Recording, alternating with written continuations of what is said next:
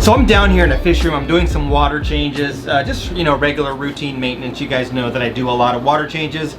And one of the tanks, well, two of the tanks that I'm doing water changes on this afternoon or this evening are the Mudskipper tanks. So I've got my 75-gallon Brackish African Mudskipper tank, and then I've got my 40-gallon Indian Mudskipper tank. Now, a lot of people have commented on many of my videos about Mudskippers. A lot of you guys comment on how interesting they are and that you'd also like to have some for yourselves.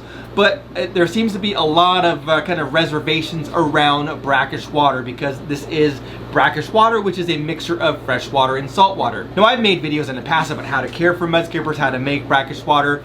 And I think I even did a water change Mudskipper video. I don't know, maybe it was a live stream or something. But anyway, I want to just talk about it briefly and tell you guys that it's really not that difficult. It's very easy. It doesn't have to be that difficult. If you are relatively experienced in keeping fish and you have, you know, healthy freshwater tanks or healthy saltwater reef tanks, etc., you'll be just fine with making brackish water. It's really easy.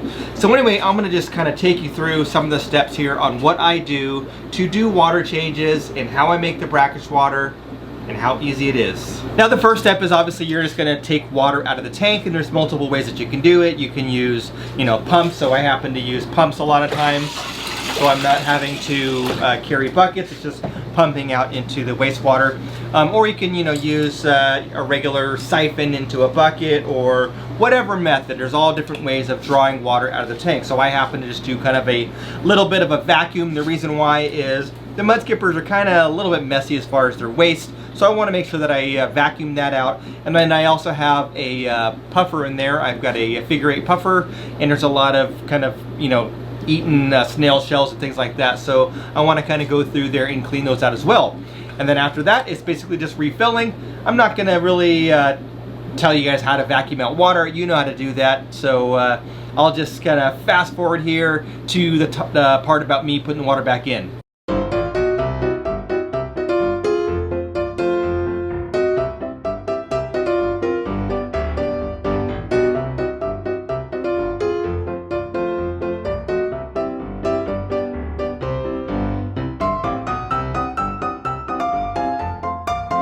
And just like that, I drained the water. I did it in both tanks, as you guys probably saw. And so now I'm just gonna refill. So I am just using tap water from a hose. Now this is connected to a sink where I can mix hot and cold water to get it at that right temperature.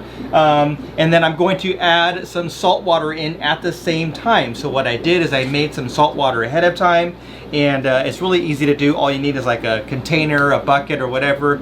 Measure the amount of salt that you need for that volume of water, and just make some salt water like you were making it for a saltwater tank. Now, it's really easy to do. All you need to do is add water and then add your salt, and then have some way of mixing it, throwing a power head in there. Sometimes what I'll do is I'll throw an air stone and an air pump in that water and let it kind of just circulate for a couple of days. But it's not that difficult to make salt water. You just need some way to measure the salinity. I've talked about this before. You can use a hydrometer, which is this nifty little plastic thing. You can get these really inexpensively, and it just measures the density of the water. Or you can get yourself a refractometer. It's a little bit fancier, but also a little bit easier to use once you get used to it, and a little bit more accurate. You don't have to kind of get the bubbles out like you do with this thing. And then all you have to do is measure the salinity, and then you have some salt water, and then you just mix salt water and fresh water at the same time.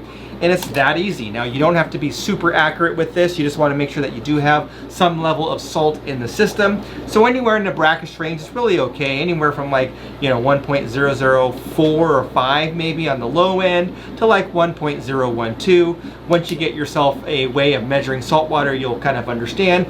Really, really simple. I taught myself. It's not that difficult. If I can do it, you definitely can do it. So don't be shy about trying to get some brackish fish, and maybe even just, you know, make a little bit of brackish water and test it out and try it at home, and you'd be surprised how simple it can be. So as you can see, I'm refilling the tank. I do have the water turned down pretty slow, just so that it's not dumping a bunch of water in there too quickly. Then just use your favorite dechlorinator. I happen to be using Fritz Complete right now, so I'm just going to do the squirts. And the water is dechlorinated, and then I'll just go ahead and add my salt water. Now, as I shared before, I did make it ahead of time, so I have it in this nifty little 5-gallon bucket. You can use these, you can use like those empty water bottles, things like that. Whatever's nifty, and just make your salt water. So I'm gonna go ahead and add this in. Now, I've done this a bunch of times, so I'm pretty, I kind of got the ratio down. So I'm just gonna add salt water, let the fresh water go in a little bit more, and then add some more salt water.